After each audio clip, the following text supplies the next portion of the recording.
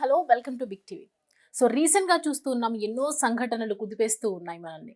రోజుకో హత్యలని, డివోర్స్లని, అలాగే ఇల్లీగల్ కేసులని, ఇలా రోజుకొక ఇష్యూస్ ముందుకొస్తూనే ఉన్నాయి, మనం చూస్తూనే ఉన్నాం. దానికి సంబంధించి చట్టపరంగా ఏ విధంగా ముందుకెళ్ళొచ్చు అనే వాటి గురించి మనతో డిస్కస్ చేయడానికి మనతో పాటు ఉన్నారు high court advocate doctor T Subhashini గారు. చాలా మంది ఇప్పుడు సెలబ్రిటీస్ చూస్తున్నాము, కామన్ మ్యాన్స్ అవ్వచ్చు, సెలబ్రిటీస్ అవ్వచ్చు. ఇంట్లో ఏ చిన్న గొడవ అయినా మనస్పర్ధలు ఏ వచ్చినా కూడా వెంటనే కోర్టు చుట్టూ తిరిగి చూస్తూ ఉన్నటువంటి సిచ్యువేషన్స్. అండ్ తను 80 కోట్లు, దాదాపు 60 క్రోర్స్ భరణంగా కూడా తీసుకున్నారని తెలిసింది. సో ఎందుకంటే పెళ్లి చేసుకోవడం, డివోర్స్ తీసుకోవడం ఇదంతా కోర్టు కంటే ఇట్లా ఆంక్షలు ఏవి లేవు. కోర్టుకు ఆంక్షలు అంటే ఎందుకు లేవండి? అంటే నీ ధర్మంతోని నువ్వు చట్టపరంగా బ్రతకడానికి ఆలోచిస్తే నీకు ఒక రాజ్యాంగం ఉంది. ఈ భారతదేశంలో నువ్వు అవలంబించవలసిన అవసరం ఉన్నది, ఆవశ్యకత ఉన్నది. ఈ దేశం కోసము అభివృద్ధి అవసరం అనుకున్న వ్యక్తి చట్ట ప్రకారం వెళ్తాడు. ఇప్పుడు చట్టం అంటే ఒక చుట్టంలాగా కాదు కదా. అందరూ దాన్ని చట్టాన్ని ఏంటంటే ఓవర్కమ్ చేసి, అవహేళన చేసి, వాళ్ళు ఇష్టారాజ్యంగా బ్రతకడానికే వాళ్ళు ఎవరి స్టేట్మెంట్ వాళ్ళకి ఇస్తున్నారు. అంటే you have the freedom to speech అనేది ఉన్నది. కానీ ఆ ఫ్రీడమ్ ఆఫ్ స్పీచ్లో కూడా పద్ధతి అన్నది ఉన్నది. చట్ట ప్రకారమే మాట్లాడాలి. ఎవరిని పడితే వాళ్ళని దూషించరాదు, ఎవరిని పడితే ఏ విధంగా ప్రవర్తించరాదు. కామన్ రీజన్స్, మా ఇద్దరికి మనస్పర భేదాలు ఉన్నాయి, అసలు కలవట్లేదు కాబట్టి వెళ్తున్నాం. అంటే ఇప్పుడున్న అబ్బాయిలకి ఏమైంది, నిజంగా పెళ్లి చేసుకోవాలంటే భయం వేస్తుంది, ఎక్కడ డివోర్స్ అయిపోతాయో అని చాలా మంది అన్నవాళ్ళు, నాతో అన్నవాళ్ళు. అమ్మాయిలు ఇద్దరు సమానంగానే ఆలోచిస్తున్నారు. సో అంటే నువ్వు చట్ట ప్రకారం బ్రతకట్లేదు కాబట్టి నీకు ఇంకో ఆలోచన వస్తున్నది. నువ్వు చట్ట ప్రకారంగానే పెళ్లి చేసుకుంటున్నావు.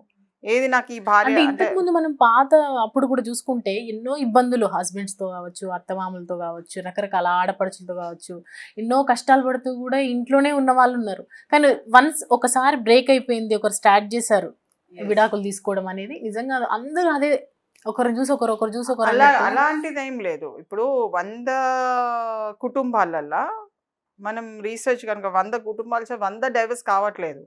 దాంట్లో ఒక 3, 5, 10 90 మంది వరకు they are trying to lead their life.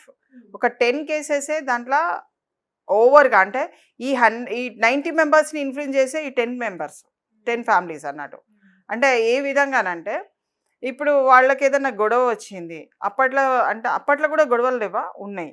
ప్రాచీన కాలంలో ఉన్నాయి, మధ్యకాలంలో ఉన్నాయి, ఇప్పుడు ఆధునిక కాలంలో ఉన్నాయి.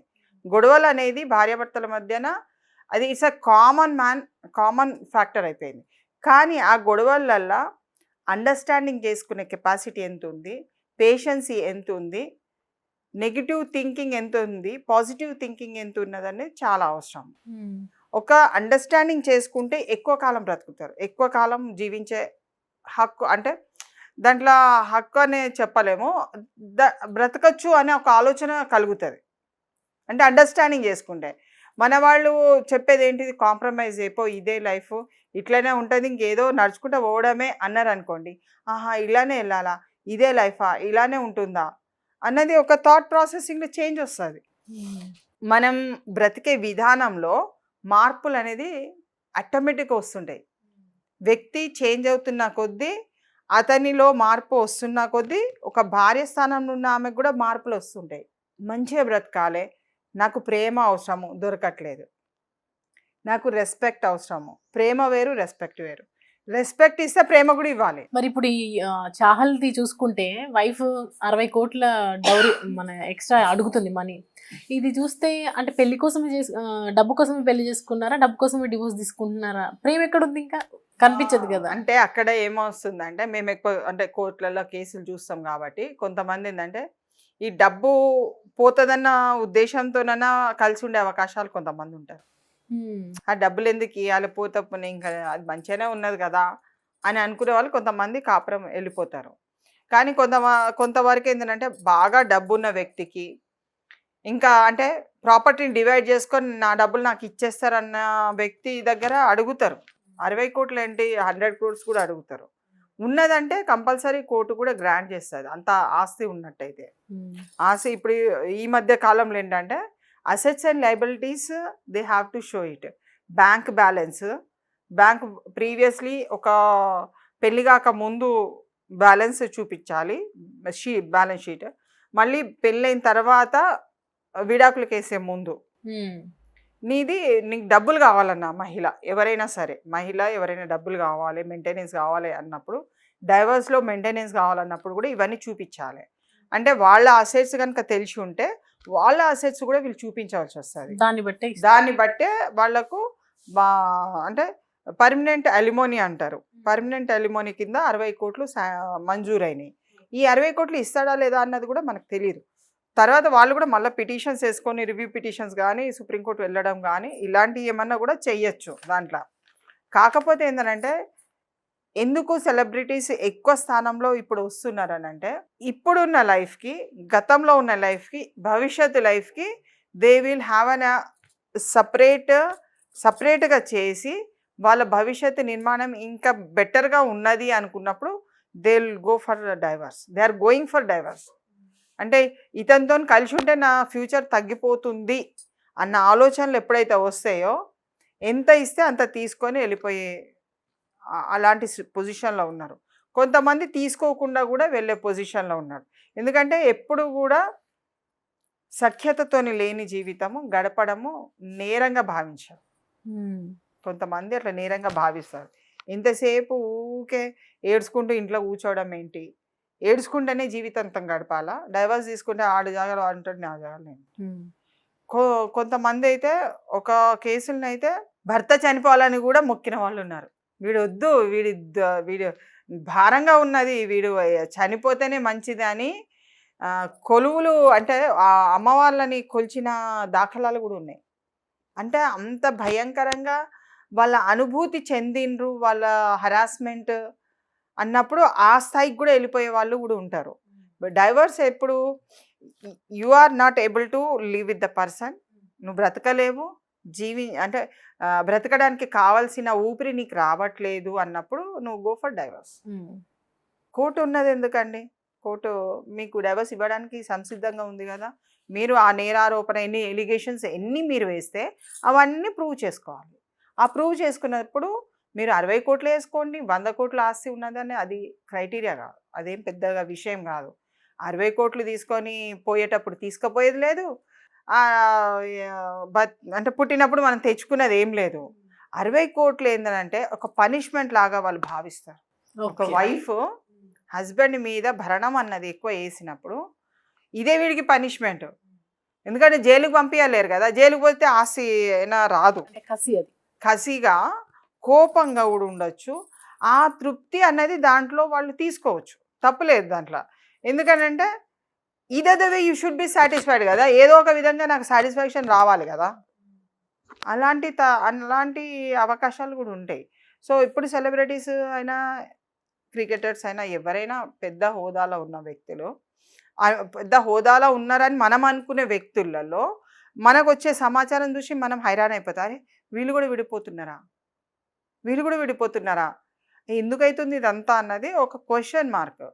బట్ ఏంటంటే గతంలో మ్యారేజ్ కాకముందు ఉన్న వాళ్ళ జీవిత విధానాన్ని, మ్యారేజ్ అయిపోయిన తర్వాత జీవిత విధానాన్ని, మ్యారేజ్ అంటే ఇంకా ఫ్యూచర్ విధానంలో పెను మార్పులు వస్తాయని గమనించిన వ్యక్తులు వీళ్ళతో ఉండలేక, సఖ్యత చెయ్యలేక, ఇమిడలేక వాళ్ళు డైవర్స్కి వెళ్తారు.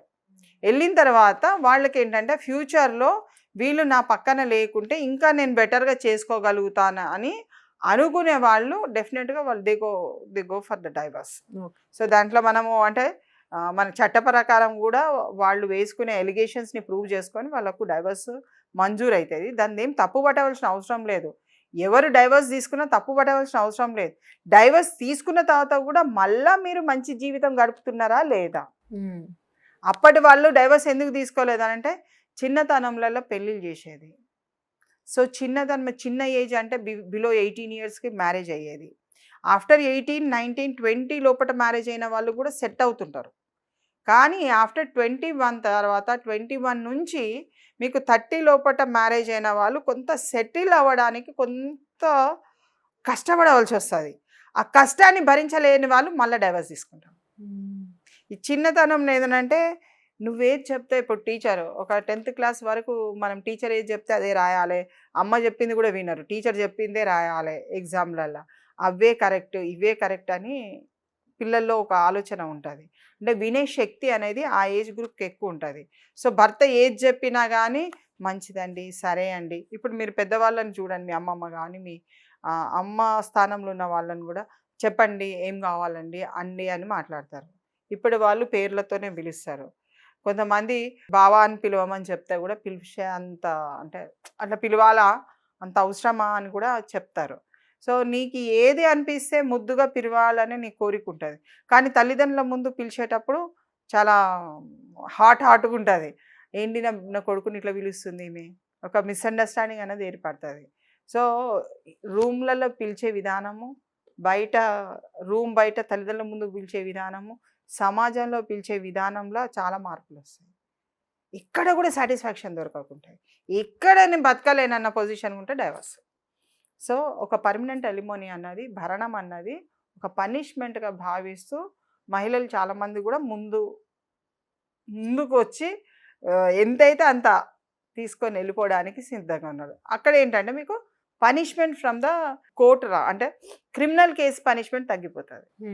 జీవితకాలం జైల్లో ఉండడం కంటే ఈ పైసలు ఇచ్చేస్తే ఇది వెళ్ళిపోతుంది అన్న భావనకే వస్తారు. చిన్న స్పూన్తో సహా కొట్లాడుకుంటారు. నేను ఇచ్చిన స్పూన్ నాకు కావాలి దానికి కూడా కొట్లాడతారు. నువ్వే లేవు కానీ అంటే నా వస్తువు కూడా నీ దగ్గర ఉండద్దు, అంత దూరం వెళ్ళిపోతారు. సో శత్రుత్వం అన్నది చాలా విధాలుగా మనకు అంటే డైవర్సిటీలో ప్రధాన కారణం అన్నది శత్రుత్వం అన్నది పెరిగిపోతుంది. ఇన్సాటిస్ఫాక్షన్, యూ విల్ నాట్ అంటే భరించే శక్తి నీకు ఉండదు. తెగతెంపులు చేసుకుంటే కానీ ఒక అడుగు ముందుకు వెళ్తారు. Thank you madam. For more videos like this, subscribe Big TV channel.